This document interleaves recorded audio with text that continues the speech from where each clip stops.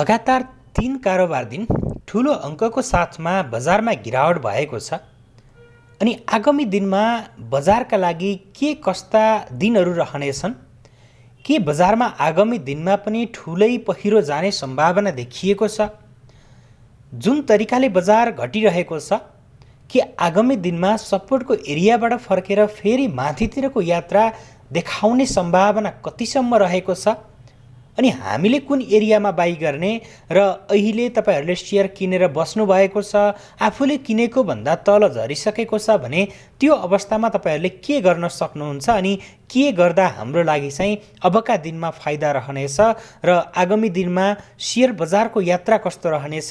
के फेरि पनि बजार 2000 भन्दा तल झर्ने पो हो कि अथवा 1800 को जुन एउटा लो रहेको छ के त्यसलाई पनि बजारले भत्काउनको लागि जान पो लागेको होइन? यो कस्तो किसिमको सम्भावना देखिरहेको छ अनि आगामी दिनमा बजारको लागि के कस्ता चुनौतीहरू रहेका छन्, ती सबै विषयवस्तुको बारेमा आजको यो भिडियोमा हामीले चर्चा गर्नेछौँ। त्यस कारणले गर्दा जति पनि साथीहरू सेयर बजारमा आबद्ध हुनुहुन्छ, जति पनि साथीहरूले आइपिओ भरिरहनु भएको छ र जो साथीहरू मार्केटमा प्रवेश गर्ने चाहना राख्नु भएको छ, सबै साथीहरूले आजको यो भिडियोलाई चाहिँ अन्तिमसम्म हेर्नुहोला अनि यस्तै यस्तै सेयर बजार तथा अब आउने कम्पनीहरूको आइपिओसँग सम्बन्धित विभिन्न नयाँ तथा जानकारीमूलक भिडियोहरू हेर्नको लागि हाम्रो युट्युब च्यानल सेयर मार्केटिङ नेपाललाई सब्स्क्राइब गरी साइडमा रहेको बेल आइकनलाई पनि क्लिक गरिदिनु होला, जसको कारण हजुरहरूले हामीले अपलोड गरेको भिडियो सबैभन्दा पहिले हेर्न र सुन्न सक्नुहुन्छ। आउनुहोस् अब हामी आजको विषयवस्तुतर्फ नै लागौँ। र साथीहरू, सबैभन्दा पहिले म हजुरहरूलाई नेप्सेको आज दिनभरिको अवस्थाको बारेमा सामान्य जानकारी गराउन चाहन्छु अनि त्यस पछाडि हामी टेक्निकल्ली बजारको अवस्था कस्तो छ, आगामी दिनमा बजारको यात्रा कस्तो रहनेछ, के बजारमा फेरि पनि एउटा ठुलै क्र्यास आउने पो हो कि कस्तो किसिमको सम्भावना छ, त्यस विषयको बारेमा चाहिँ चर्चा गर्नेछौँ। आज हामीले युएनएलको सर्वाधिक मूल्यमा वृद्धि भएको देख्न पायौँ, जसको सेयर मूल्य आज 8.54% वृद्धि भएको छ। त्यसैगरी दोस्रोमा बिएचपिएल रहेको छ, जसको 7.5% मूल्यमा वृद्धि भएको छ अनि सिओआरबिएल, त्यसैगरी एएचपिसी अनि एकेपिएल, रुरु, एसएबिएसएल, जिएलबिएसएल अनि त्यसैगरी आरएचजिसिएल र डब्लुएनएलबीको हामीले आज सर्वाधिक मूल्यमा वृद्धि भएको देख्न सकिन्थ्यो भने त्यसैगरी आज पनि हामीले हेर्ने हो भने एउटा कम्पनीको 9.97% मूल्यमा गिरावट भएको छ है त। जुन हामीले हेर्ने हो भने जिबिबी डिभेन्चर 85 रहेको छ, आज यो डिभेन्चरको चाहिँ सर्वाधिक धेरै प्रतिशतले मूल्यमा गिरावट भएको छ। त्यसैगरी भिएलबिएसको पनि आज सेयर मूल्य 4.76%ले गिरावट भएको छ। त्यसैगरी एमएसएलबी अनि पिएमएचपिएल, एनआइसिएल, जेएफएल, आइजिआई, त्यसैगरी एनआइबिएसएफ2 अनि इएचपिएल र एमएमएफ1 को हामीले आज सर्वाधिक मूल्यमा गिरावट भएको देख्न सकिन्छ भने अपी टर्नओभरको आधारमा पहिलो नम्बरमा रहेको छ, एकेपिएल दोस्रोमा रहँदा NIC Asia bank, HDL, NGPL, Upper Tamakoshi, SCB अनि एनआरआइसी, नबिल ब्याङ्क र एसएचपिसीको हामीले आज सर्वाधिक रकमको सेयर कारोबार भएको देख्न सकिन्छ। अब यसरी टर्नओभरको आधारमा हेर्ने हो भनेदेखि चाहिँ दुईवटा हाइड्रो पावर कम्पनीहरू शीर्ष 1 र 2 मा रहेका छन्। त्यस पछाडि एनआइसी एसिया अनि एचडिएल लगायतका कम्पनीहरूलाई हामीले देख्न सकिन्छ। मार्केट आज 2100 भन्दा तल आएर क्लोज लिएको छ। अब 2100 लाई भत्काइसकेपछि कहीँ न कहीँ हामीले मनोवैज्ञानिक एउटा सपोर्टको एरियालाई चाहिँ भत्काएको भनेर पनि बुझ्न सकिन्छ। तर योभन्दा पहिला पनि मार्केटले 2100 को एरियालाई चाहिँ भत्काएको थियो, तर मार्केट 2087 को एरियाबाट चाहिँ फर्किएको थियो है त। हामीले आज पनि हेर्ने हो भने मार्केट 2087 को एरियाबाट नै फर्किएको छ। तपाईले देख्नुभयो नि, मार्केट यो एरियामा टच गरेर फेरि आज पनि केही माथि पुगेर क्लोज लिएको छ। यदि आगामी दिनमा मार्केट पोजिटिभ नै रहनलाई के हुनुपर्छ भने यो सपोर्टको एरिया भन्दा माथि नै रहनु पर्यो के।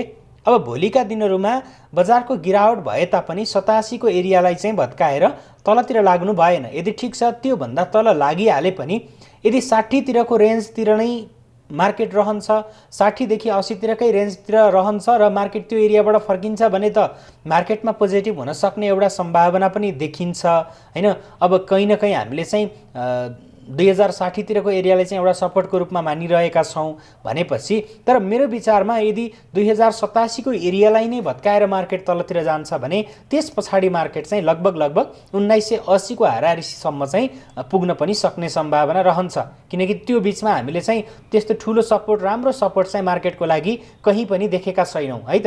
त्यस कारणले गर्दा अब आगामी कारोबार दिन हाम्रो लागि एकदमै महत्त्वपूर्ण रहेको छ। बजारमा अब लगभग 87 को एरिया पनि धेरै टाढा छैन भनेपछि भोलिको दिनमा चाहिँ मार्केटमा एउटा ठुलो फैसला हुनेवाला छ कि मार्केट यो एरियाबाट फेरि पनि घटेर तलतिर जाने कि अथवा मार्केट यही एरियामा साइडवेज नै रहेर बस्ने कि हैन, त्यो किसिमको चाहिँ एउटा डिसिजन हामीले भोलिको दिनमा चाहिँ पक्कै पनि पाउनेवाला छौँ। तर अब भोलिको दिनमा मार्केट बढ्यो भन्दैमा इन्ट्री गरिहाल्नुपर्ने अवस्था छ कि छैन, त्यो विषयको बारेमा पनि म तपाईँहरूलाई चाहिँ केही जानकारी पक्कै पनि गराउँदै जानेछु। त्यसको लागि चाहिँ भिडियोलाई अन्तिमसम्म हेर्नुहोला। र हामीले अब सपोर्टको एरियाको रूपमा त पहिलो सपोर्ट 87 को एरियामा, जुन एरियामा आज पनि मार्केट आएर फर्किएको छ र हामीले लगभग 5 फेब्रुअरी र त्यसै गरी 6 फेब्रुअरीमा पनि त्यही एरियातिर आएर चाहिँ फर्किएको देखेका थियौँ।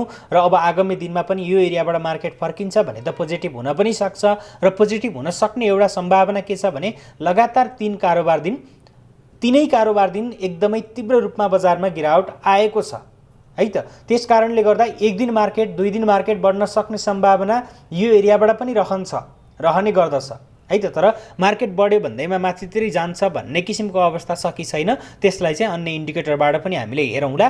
र यदि त्यो एरियाबाट तल झऱ्यो भने 1980, अनि 1980 बाट पनि तल झऱ्यो भने चाहिँ मार्केट 1850 तिरको एरिया, अनि त्यस पछाडि चाहिँ हामीले 1807 अथवा 1806 को एरियालाई चाहिँ सपोर्टको रूपमा देख्न सकिन्छ है त। र अब रेजिस्टेन्सको रूपमा हामीले 2213 को एरियालाई मार्केटको चाहिँ रेजिस्टेन्सको रूपमा लिन सकिन्छ।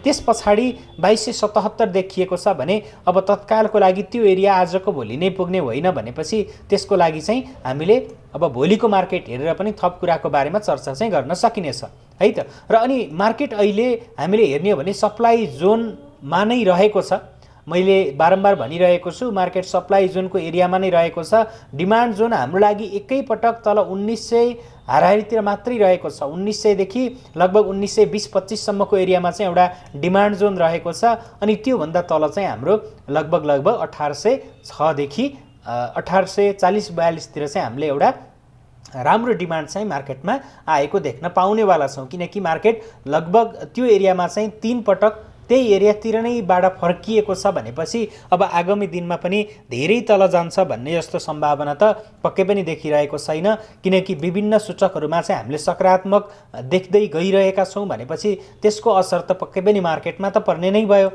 हैन। त्यस कारणले गर्दा पनि त्यस्तो धेरै समयसम्म अब प्रभावित हुने अथवा धेरै समयसम्म गिरावट हुने 1806 को एरियालाई पनि बजारले भत्काएर तलतिरै जाने भन्ने जस्तो चाहिँ तत्कालको लागि देखिएको छैन।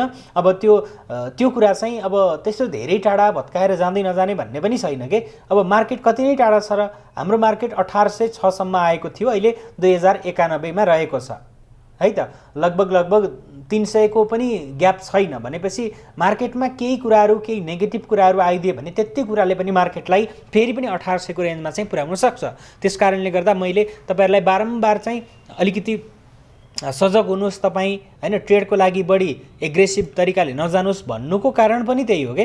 अनि त्यस कारणले गर्दा चाहिँ हामी धेरै अब आवश्यक भन्दा बढी चाहिँ हौसिनु पनि त्यति धेरै राम्रो होइन शेयर मार्केटमा, किनकि पैसा कमाउन एकदमै गाह्रो छ नि त। पैसा कमाउन सजिलो हुने भए त सबले शेयर बजारमा कारोबार गरेर बसिरहन्थे हैन, किन विदेश जानु पर्थ्यो हैन, किन अन्य व्यवसायहरूलाई चाहिँ अगाडि बढाउनु पर्थ्यो, सबैजनाले यही शेयर कारोबार गरेरै बस्ने थिए हैन। तर यहाँ चाहिँ के हुन्छ भने पैसा कमाउने भन्दा पनि गुमाउने बढी हुन्छन्। त्यस कारणले गर्दा आफू पनि त्यसमा चाहिँ सकेसम्म पर्ने कोसिस चाहिँ गर्नु हुँदैन है त। त्यसको लागि चाहिँ आफ्नो अनुशासनमा बस्ने हैन, ट्रेडिङको तपाईहरुले चाहिँ रुल्सहरु के हो त्यसलाई फलो गर्ने, त्यो कुराहरु चाहिँ गर्नुभयो भने पक्कै पनि सफल चाहिँ भइनेछ।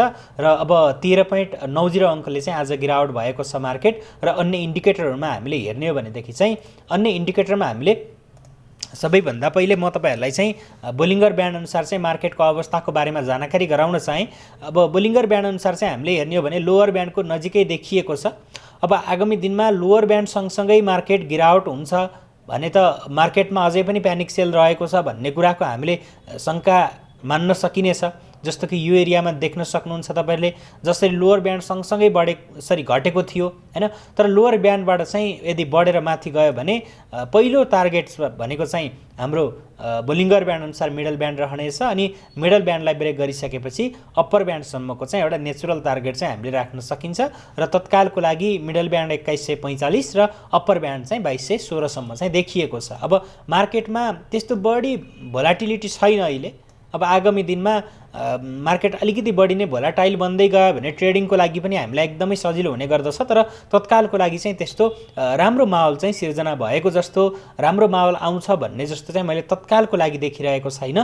त्यसकारणले गर्दा आगामी केही कारोबार दिन चाहिँ हामीले बोलिङ्गर ब्यान्ड अनुसार पनि हेर्न एकदमै जरुरी देखिएको छ। तत्कालको लागि यताबाट पनि हामीले हेर्ने हो भने त्यस्तो बढी एग्रेसिभ हुन आवश्यक छैन जस्तो चाहिँ म आफूलाई लागिरहेको छ है त। अनि त्यसैगरी अन्य इन्डिकेटरमा हामीले मुभिङ एभरेज अनुसार हेरौँ, 9 दिनको मुभिङ एभरेज अनुसार हेर्ने हो भनेदेखि चाहिँ मार्केटले लगभग 12 फेब्रुअरीमा चाहिँ सेल सिग्नल चाहिँ के गरेको थियो त, दिएको थियो है त।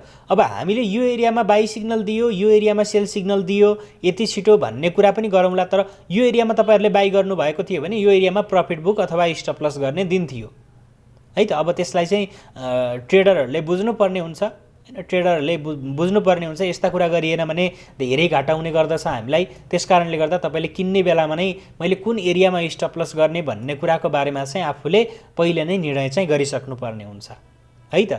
र अनि त्यसैगरी अब 9 दिनको मुभिङ एभरेज अनुसार चाहिँ मार्केट के देखिएको छ त, अहिले नेगेटिभ नै देखिएको छ भनेपछि अब यसलाई चाहिँ हामीले 50 दिनको मुभिङ एभरेज अनुसार चाहिँ हेर्ने हो भनेदेखि चाहिँ 50 दिनको मुभिङ एभरेजको लाइनको नजिकै रहेको छ मार्केट, लगभग 2051 को हाराहारीमा रहेको छ। अब आगामी दिनमा 50 दिनको मुभिङ एभरेजको लाइनलाई टच गरेर मार्केट माथितिरै फर्किन्छ अथवा यो एरियालाई चाहिँ बजारले तोड्न सक्दैन, भत्काउन सक्दैन भने बजार चाहिँ त्यो अवस्थाको लागि राम्रै नै मानिनेछ। अब तर तत्कालको लागि जुन तरिकाले मार्केटमा गिरावट भएको छ यसले चाहिँ यो एरियालाई पनि तोड्न सक्ने सम्भावना चाहिँ हामीले देख्न सकिन्छ। अब 50 दिनको मुभिङ एभरेजतिरको लाइनमा चाहिँ मार्केट लगभग नजिकै गरेको छ भनेपछि यो एरिया चाहिँ बजारको लागि एकदमै महत्त्वपूर्ण रहनेछ। आगामी कारोबार दिनमा तपाईले देख्नुभएकै होला 50 दिनको मुभिङ एभरेजको लाइन माथितिर गइरहेको छ अनि हाम्रो मार्केट तलतिर झरिरहेको छ है त। अब यो 50 दिनको मुभिङ एभरेजको लाइन लगभग 60 तिर जाँदा मार्केटसँग भेट हुन पनि सक्छ। त्यसकारणले गर्दा त्यो 60 देखि 80 तिरको रेन्ज मैले जुन भनिरहेको छु नि त्यो एरिया भनेको मार्केटको लागि चाहिँ महत्त्वपूर्ण रहने गर्दछ। तर त्यसको लागि अब भोलिकै दिनमा पनि हामीले 2087 को एरियालाई कसरी रियाक्ट गर्छ भन्ने कुरालाई लिएर पनि धेरै अनुमान चाहिँ लगाउन सकिन्छ र त्यो कुरा चाहिँ हामीले हेर्न बाँकी रहेको छ है त। अनि त्यसैगरी अब आरएसआई को लेभल हामीले हेर्ने हो भनेदेखि चाहिँ आरएसआई को लेभल आज लगभग 46 को हाराहारीमा देखिएको छ। अब आरएसआई त त्यस्तो धेरै नेगेटिभ पनि छैन हैन। आरएसआई को लेभल अब ठिकै नै छ, तर जुन तरिकाको हुनुपर्ने थियो ट्रेडको लागि त्यस्तो चाहिँ देखिएको छैन। अब आगामी दिनमा ओभरसोल्ड जोनतिर पुग्यो भने हामीले केही रिस्क लिएरै पनि इन्ट्री लिन सकिन्छ हैन। तर अब तत्कालको लागि चाहिँ हामीले इन्ट्री गर्नको लागि यताबाट पनि राम्रो सिग्नल चाहिँ पाउन सकिरहेका छैनौँ। र त्यसैगरी अनि अरू इन्डिकेटरमा चाहिँ हामीले एमएसिडीलाई हेर्ने हो भने एमएसिडी हल्का ल्यागिङ इन्डिकेटर हो, अरूभन्दा एकुरेट हुन्छ भनेर चाहिँ मैले तपाईँहरूलाई बारम्बार भनिरहेको हुन्छु। अरू इन्डिकेटरले यो एरियामा बाई सिग्नल भ्यालिड गर्दा पनि एमएसिडीमा हामीले देखिएको थिएन। अनि के भयो त, नतिजा के भयो? नतिजा मार्केट चाहिँ गिरावट भयो। तर यो एरियामा यदि 1-2 दिन मार्केट थामिन्थ्यो भने एमएसिडीमा बाई सिग्नल हामीले भ्यालिड भएको देख्न पाइने थियो अनि त्यस पछाडि मार्केट चाहिँ केही हदसम्म पोजिटिभ हुन्छ कि भन्ने चाहिँ एउटा अपेक्षा राख्न सकिन्थ्यो। तर त्यस्तो भइदिएन र त्यस्तो नभइसकेपछि मार्केटमा चाहिँ हामीले तीव्र रूपको गिरावट चाहिँ अहिले देखिरहेका छौँ। अब यो गिरावट कुन एरियामा गएर रोकिन्छ हैन, त्यसपछि मात्रै चाहिँ हामीले अब एमएसिडी अनुसार चाहिँ डिसिजन गर्नको लागि एउटा राम्रो माहौल चाहिँ पाउनेछौँ। तर एमएसिडीमा पनि हिस्टोग्रामहरू फेरि पनि नेगेटिभ जोनतिर नै ठुलो हुँदै गएका छन्। एमएसिडी लाइन र सिग्नल लाइन एक आपसमा नछोइकन फेरि पनि के भएका छन् त, अलिकति टाढा भागिरहेका छन् भनेपछि तत्कालको लागि एमएसिडीमा पनि हामीले बाई सिग्नल चाहिँ भ्यालिड भएको पाउनेवाला छैनौँ है त। त्यसकारणले गर्दा अब तपाईहरूले अब ट्रेडको लागि जो साथीहरूले इन्ट्री गर्ने सोच गराउनु भएको छ उहाँहरूले पक्कै पनि आगामी दिनमा कुर्नुपर्ने नै देखिन्छ।